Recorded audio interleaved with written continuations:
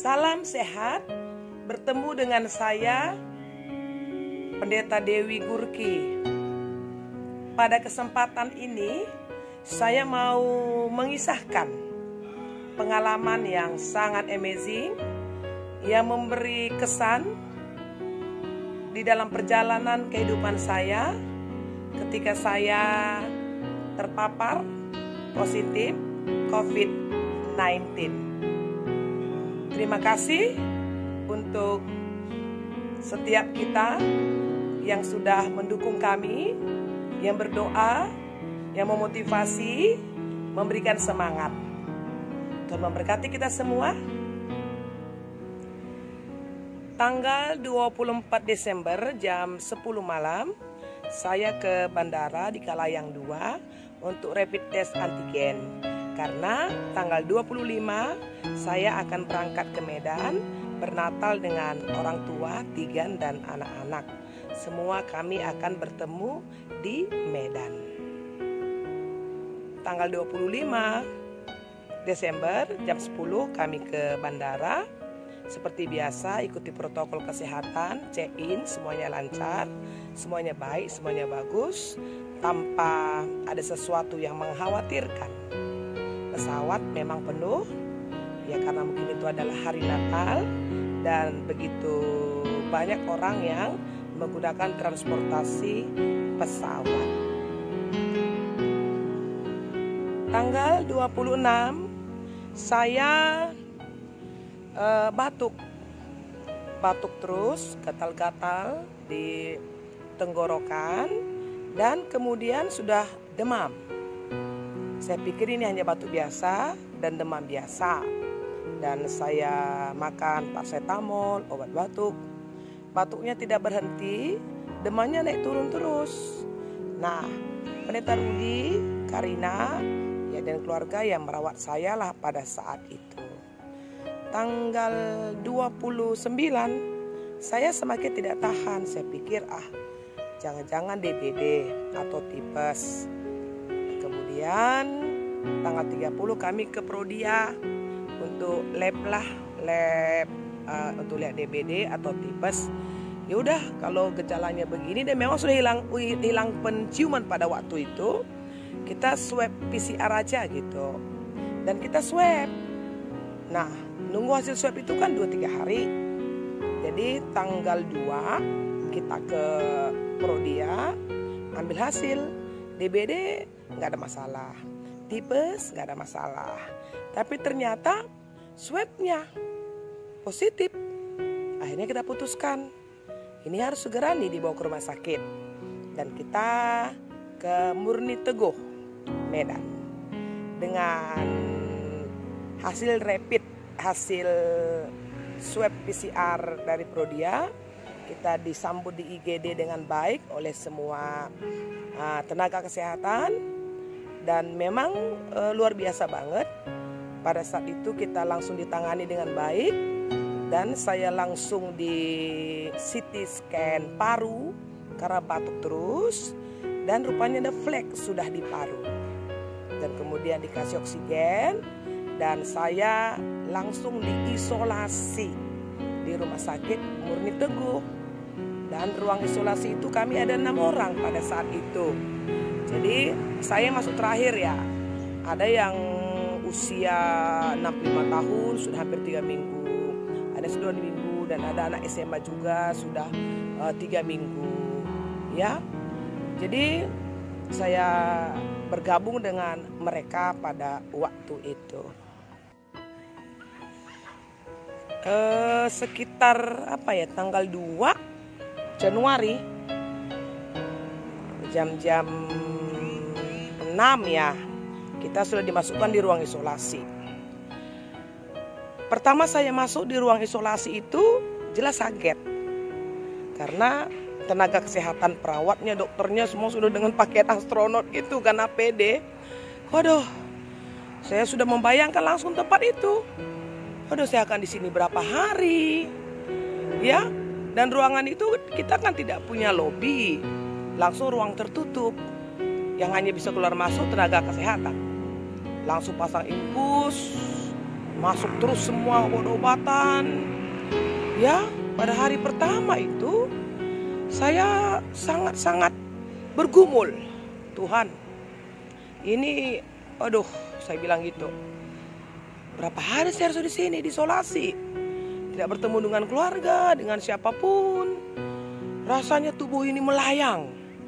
Ya, awal itu memang tingkat stresnya tinggi juga sih, ya.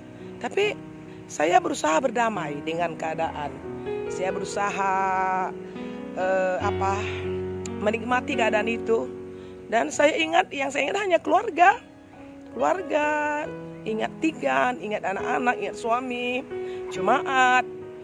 Aduh, Tuhan please lah saya ini gitu ya. Jadi saya hari pertama itu berdamai dengan keadaan, sangat berdamai dengan keadaan. Saya terima keadaan ini.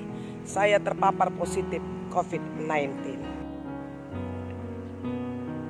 Hari kedua, saya mulai menikmati keadaan, kenalan dengan 5 pasien yang lain.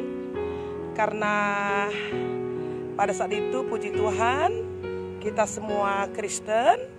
Dan ya seperti biasalah, namanya saya pendeta, langsung bergaul, ajak mereka hidup semangat, nyanyi-nyanyi. Ya saling melucu deh gitu, saling menghibur satu dengan yang lain. Ya, dan saya mulai terus ingat-ingat semua firman yang pernah saya beritakan soal sukacita, badai pasti berlalu, indah pada waktunya, jangan takut. Ini saatnya saya pikir, saya harus menghibur, menguatkan, meneguhkan orang yang di luar. Ya, karena saya kan ada di dalam nih, bergumul. Saya tahu saya didoakan, tapi kan saya juga harus bisa menghibur semua orang yang ada di luar. Lantas saya ingat deh Rasul Paulus, bersukacitalah senantiasa di penjara. Loh, saya anggap saya lagi di penjara nih, saya terkurung nih. Bisa gak saya menghibur orang lain? Kira-kira begitu pada waktu itu. Dan kemudian dengan 1000 tanya keadaan ini gimana, saya tetap berusaha untuk men-share kabar sukacita dari ruang isolasi. Saya pikir, aduh, orang harus lihat saya juga cantik dong. Jangan kumuh, jangan pokoknya bagus gitu. Jadi ketika saya share video-video singkatnya, ya dengan terapi uap yang memang terus dikirimi oleh keluarga ke rumah sakit, saya bawa kettle. Saya kirim gitu, pakai lipstick, saya berbedak. Pada saat orang masih tidur di rumah sakit kan, ya saya mulailah berbagi sukacita, berbagi kebahagiaan, berbagi cinta kasih Tuhan. Ya, karena saya pikir ini saatnya saya menyatakanlah firman Tuhan itu kepada semua orang. Begitulah terus. Saya ikuti pengobatan, saya dirawat dengan baik, diperhatikan dengan baik oleh nakes, susternya. Saya melihat mereka, Tuhan Yesus, tolong mereka. Mereka ini benar-benar mengorbankan dirinya dengan pakaian yang saya bilang itu sesak gitu. Saya ngelihatnya sesak. Ya setiap hari ditensi, setiap hari ambil darah, diperhatikan makanan, minuman, semua. Saya bilang puji Tuhan banget. Tuhan baik. Ya pemerintah ini sangat memperhatikan rakyatnya. Saya bilang itu, aduh terima kasih Tuhan.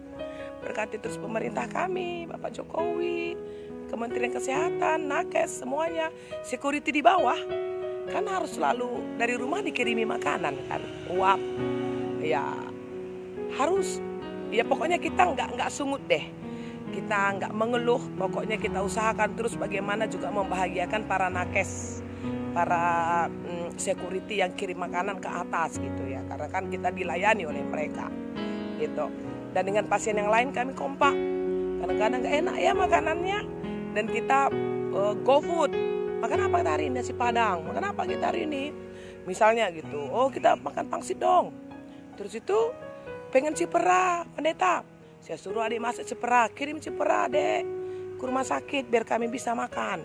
Dikirim cipera, ya puji Tuhan. Ya, Begitulah seterusnya kita dilayani, kita diobatin. Hari keempat ya saya diisolasi. Saya bilang dokter, dok tolong dong saya di swab. Karena perasaan, kita berbicara perasaan hati. Saya ini kayaknya udah sehat deh, saya bilang. Ya oke, kalau ibu begitu, saya di swab. Itu tanggal 6 ya, tanggal 6 saya di swab. Pagi-pagi jam 10-an, sorenya dokter datang. Loh, Bu Dewi negatif. Puji Tuhan, saya bilang, ya Tuhan terima kasih banget. Negatif. Ibu termasuk cepat juga ini gitu, dengan flek di paru kan. Ya langsung, udah Bu gak usah lama-lama di sini. Gak usah lama-lama, dilepasin semua infus. Saya dijemput abang, langsung pulang ke rumah. Gitu. Surat dari rumah sakit menyatakan saya di rumah juga harus tetap dulu pemulihannya ya, tetap prokes. Belum gabung dengan keluarga, saya tidur sendiri, semuanya masih dilayani seperti pelayanan di rumah sakit juga. Makanan semua secara pribadi saya dilayani, jadi tidak gabung dengan anak-anak, apalagi ada Tigan. Karena Tigan sudah umur 82 tahun, ya memang pada satu sangat kita jaga banget. Ya karena kasihan orang tua kalau sempat kena gitu.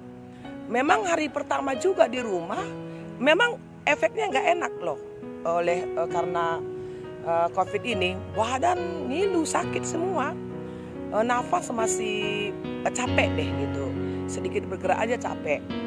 Kita terus diuap, ya dengan uap sederhana saja, bikin sendiri, serai, daun jeruk, jahe, kunyit, bawang putih, itu aja.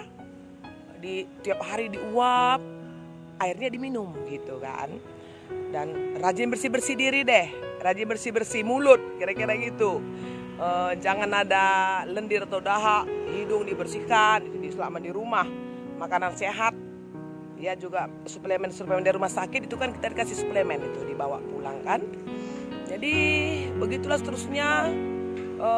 Pokoknya adaptasi juga dengan keadaan di rumah, pengobatan terapi di rumah. Memang nggak gampang juga karena badan nggak enak semua gitu, nggak enak, ngilu daging, ngilu tulang gitu ya. Akhirnya setelah seminggu mulai saya pegang dapur, mulai saya coba-coba lap-lap jendela, mulai saya ngepel, masak segala macam, tapi pelan-pelan karena memang capek dada. Mulai terus saya lakukan itu dengan satu harapan, Tuhan please tolonglah kami semua, kami harus sehat semua Tuhan gitu. Ini pengalaman yang luar biasa banget kan. Dan sekarang ini tanggal 15 ya, tanggal 15 ini saya merasa sangat sehat sekali. Saya merasa sangat segar sekali. Tadi pagi saya sudah masak. Pagi saya bangun seperti biasa, cepat bangun. Saya masak untuk keluarga. Saya rasanya enak sekali hari ini. Jadi pengalaman COVID ini memang luar biasa banget, ya, luar biasa banget. Jadi terima kasih untuk semua keluarga, untuk semua teman-teman pendeta, jemaat, bertua diaken, untuk memberkati salam sehat. Jangan pernah menyerah kepada keadaan, tapi berserah kepada kuat kuasa Tuhan, karena kita ini dikasihi Tuhan, kita disayang Tuhan. Oke, Tuhan berkati kita. Salam.